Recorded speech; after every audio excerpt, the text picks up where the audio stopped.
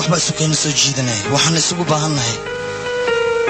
sida indhaha ay ugu baahan yihiin iftiin si ay wax u arkaan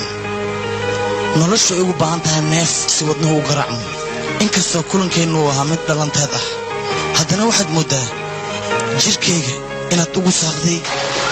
sida dhiigga xibnaha bini'aadanka uu ugu saaqo oo kale waxaad tahay dhammaystirka nolosheeda waa ifahamtaa malaynaa horta guri waa guri adduunya laakiin guri macaa jiro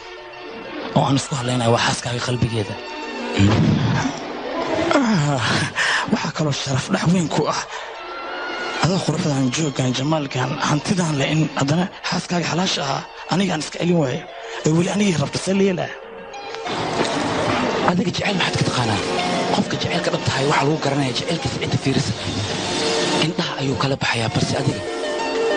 jecel waxaad ka taqaanid male dalaal ayaa tahay dalaal halkana waxaanu imid dalaalnimadaada lacagteeda inaan ku siiyo lacagtaan ku sinayo waa shan taani amadii adiga aad kaaga qaldan xiriirka sidiisaba mar haddii uu dhismo dagaal inuu ku yimaado mooye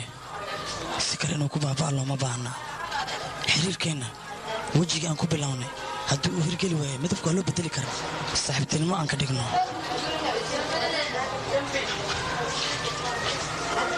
habeen wanaagsan karan arooskaa goormee waane hee maxaa dhahay waa imaan lahaano waan ka soo qayb gelaa